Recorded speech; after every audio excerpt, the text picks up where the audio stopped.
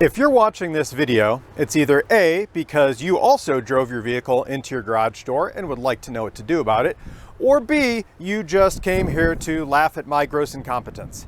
And I guess that's okay. A little bit of schadenfreude is to be expected. It's human nature. But whatever the reason is that brought you to this channel, Home Castle is here to teach you what you can do to fix the type of damage that I'm going to show you in this video. Long story short, vehicle hit trash cans hit garage door became horribly damaged. So we're going to walk through how to assess the damage, how to figure out if it's fixable using but it's always fixable.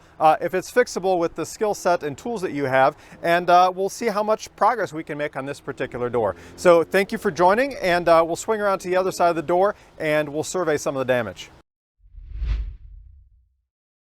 And as you can see, there's an awful lot of daylight showing through here, and that is not what you want from a garage door. So that means that we either are off the tracks or we have damaged the framing in some way, and we'll need to figure out which of those two is the likely culprit on the other side. The door is pretty badly caved in. I would say it is about 6 inches to a foot out of plane, and looks like we have decent integrity at the top.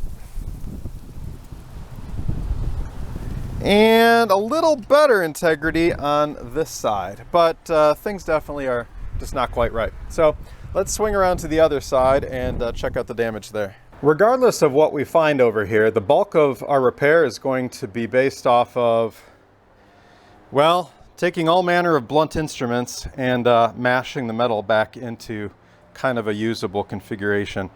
Now, before I hear all the comments of, "Oh my gosh, this is supposed to be a channel dedicated to doing stuff all precise and well done." Yes, I understand. However, sometimes we just have to bring stuff back into a serviceable condition. And if we do any more than that, it's a waste of our time and effort, because I'm going to replace both of these garage doors in the summer. I'll put a link in the description below when I do that, and you can check it out. But for now, sometimes you just need to make it work. And if you likely have this happen to you, especially if you have a detached garage, getting your stuff in and out is probably only going to be possible through that garage door. So let's take a look at what's going on over here. Just as an aside, yes, that is the vehicle that I used to mash into the door. That is the vehicle that I used to mash into the trash cans, which were in front of the garage door, which in turn got mashed into the garage door. So the first thing is a safety assessment. Is the door hanging off the tracks precariously and about to crush us?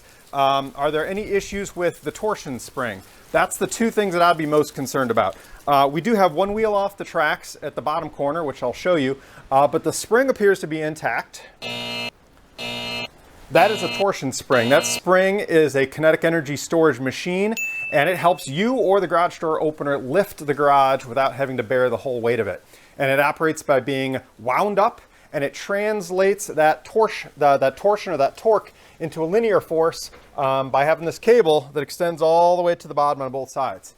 Now the takeaway here is those bottom brackets are super, super critical, because that is what attaches the cable, and it is under a huge amount of stored energy. So if you see that those brackets are on the verge of coming off, damaged, or the connection between the cable is otherwise kind of sketchy, what you're going to want to do is unwind this torsion spring to take the energy out of the system. I am not going to do that because I'm pretty happy with how these bracket attachment points look. The other thing is, of course, if it's hanging off the track precariously, you've got yourself a situation that is beyond the scope of today's video, but you know what? It's still fixable. What you'll do is you'll watch the video that I make about installing the garage door, do the steps in reverse and unbuild the panels, set the panels down in the driveway, jump on them until they're nice and flat, and then you'll reassemble the door panels one by one. It's really not that bad. But I don't have that type of damage to fix, so you're not going to see me do it today. Let's get started with, I think, is the best thing to start with. If you have any pieces of metal that are out of sequence, they're overlapping in the wrong way. So these are insulated panels. So you see polystyrene inside there, and there's a thin skin that fits behind a channel in here to hold everything in place. If you try to straighten everything while these are out of order, they're going to continue to get more distorted. So the first thing we're going to do is we're going to set up the camera stationary like, and we're going to try to flip this metal piece behind this one. Likewise, we're going to put this piece behind that one before we try any kind of straightening procedures. So we'll set up the camera and I'll be back with you in a minute. You may wish to put on some safety glasses or at least squint your eyes in a safe manner before you start doing this stuff. And also gloves would be a good idea, but it loses dexterity for me and I don't think I'm going to cut myself. So it's up to you, buyer beware, caveat emptor, and all that stuff. So you'll do one of these dealies, and that will help you walk the piece in.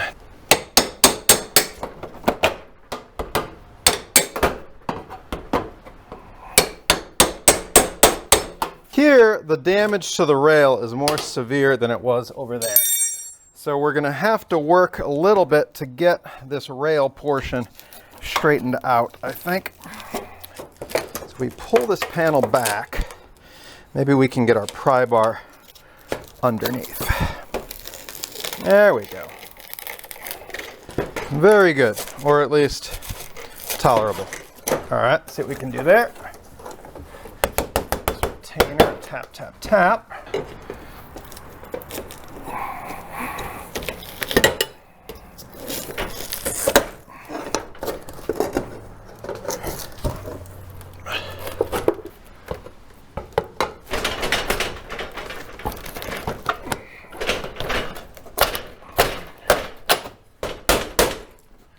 Okay, so now we have everything in the right sequence.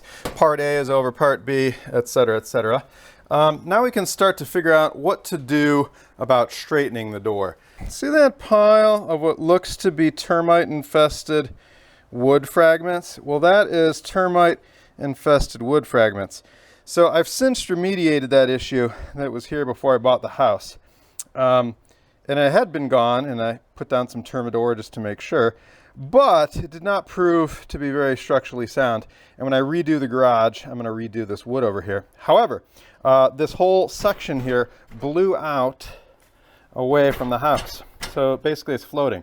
So what I need to do is I need to beat this 2x4 mounting face back into contact with the rest of the framing members. And then I might also put a 3-inch spack screw or two just to make sure it gets drawn nice and tight. And then we can deal with the wheels being off the track issue.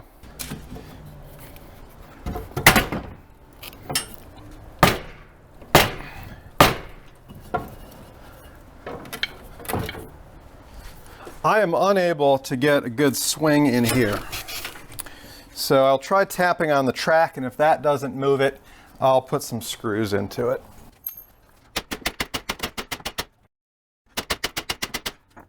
These are Spax screws, and you'll notice the first 1.5 inches of the fastener is not threaded, and that lets you run it into a 2x4. The screw will spin in the first 2x4 and bite into whatever is behind it and pull it down tight, at least in theory.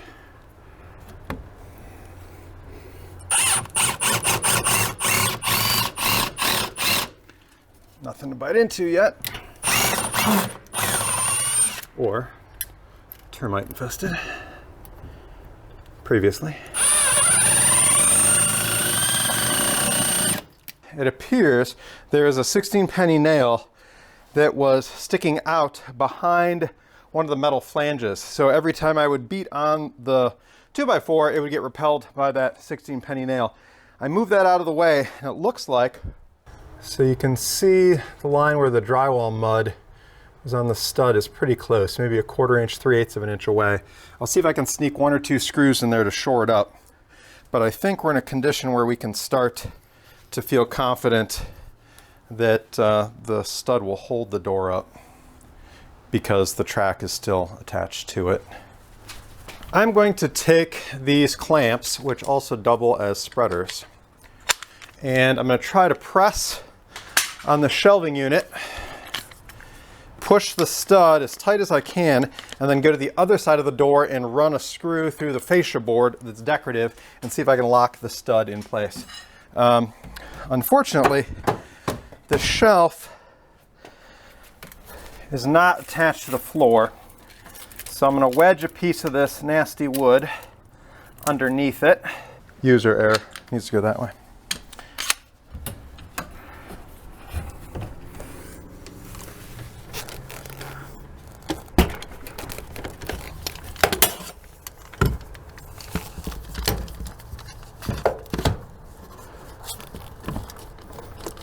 That's actually very helpful.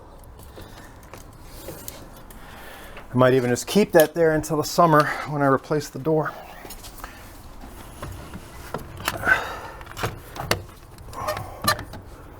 All right, let's go to the other side and zip in a couple screws.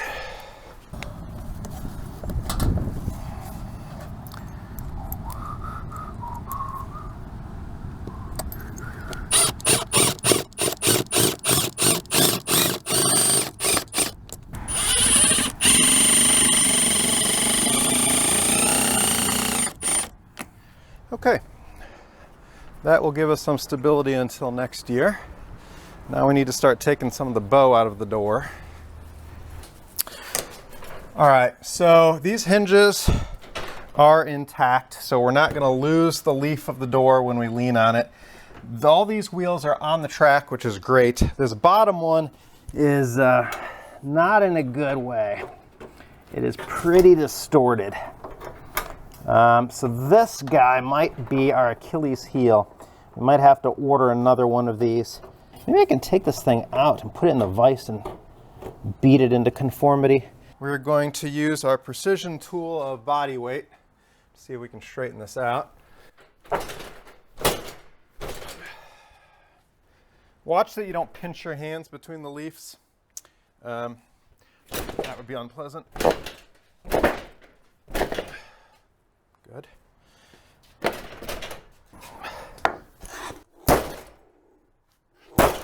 Other than that bottom caster that is super duper hoopa-jooped, our door is looking pretty much in plane. This wacky gap here has always been there because this piece of trim got sheared off, and like I said, I wasn't about to fix it until we fixed the door properly.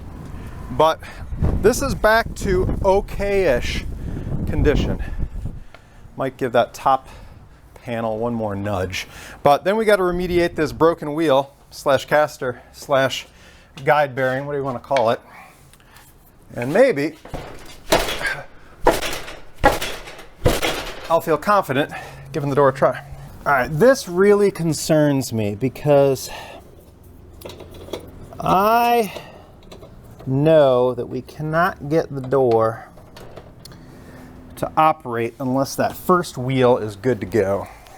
All right, let's see if some of my favorite tools can come to the rescue. We've got our water pump pliers, Klein and Knipex, and then we've got our Knipex parallel jaw plier wrench. So let's see if we can use these to mash this thing back into shape. Another thought I had is if I can jump this wheel out of where it needs to go, maybe I can flick the door panel away and actually drive this pin out and fix it in the vise.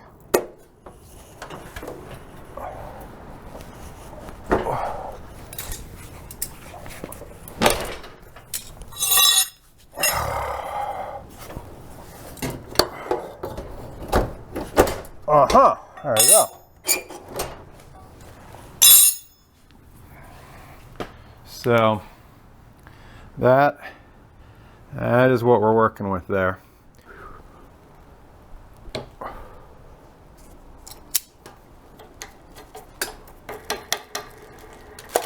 Huh. Well, that was unexpected. I might actually get some service out of that. That is just bizarre. All right, well, that's pretty cool. Happy about that. Now, the way these wheels go on the track is you need to tilt underneath this rolled edge, and then it bumps up against this flat edge like that. So it becomes somewhat captive unless the track is distorted. It's going to be challenging for me to get this in, so what I'll probably have to do is take my plier wrench and take the roll out of this to drop the wheel in, and then we'll make it straight again afterward.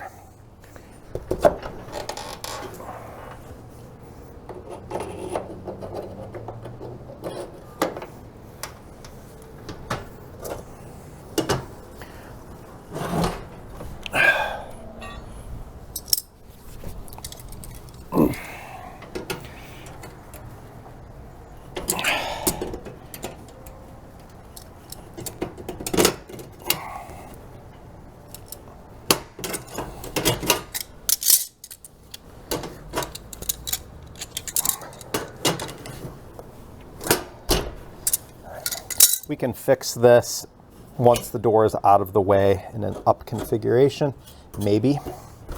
All right, so our track generally straight. Our track is generally secured to the wall. We have no wheels. Oh, my bad. We have a wheel that's off the track here. Over here, we're good, we're good, we're good, we're good. So let's remedy this real quick if we can. There we go.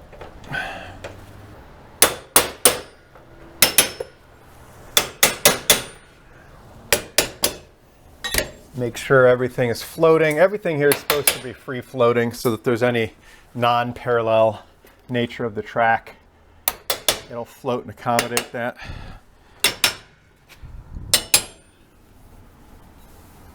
Okay, moment of truth. I'm gonna go to the other side, lift it up. That way if the whole thing caves in, it doesn't cave in on me, just caves in on stuff, and stuff is a little easier to replace. And I'll check back with you on the progress.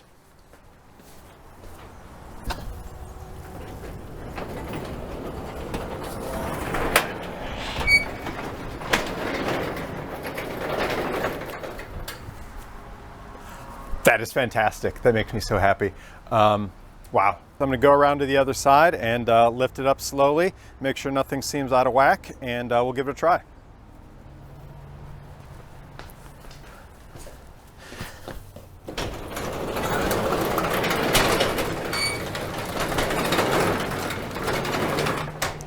That is absolutely fantastic. I opened it with one hand, no binding, no scraping. To be honest with you, other than aesthetics, it seems to operate just about as smoothly as it did before the accident. So I think we're good to go for another 6 months. And in the spring or summer, I will come back and show you how to install a brand new garage door here and on the double side. So thank you so much for watching. I really appreciate your time. If you found this helpful, please like and subscribe, because I'm just getting started and Lord knows I need all the help that I can get. So take a moment to do that. And if you've got any experiences of catastrophic garage door failures, any pictures, anecdotes, put in the comments below. I'd like to see just how bad things can get. It always makes you feel a little bit better when you got perspective. So thank you again. Have a wonderful day. Take care. Bye.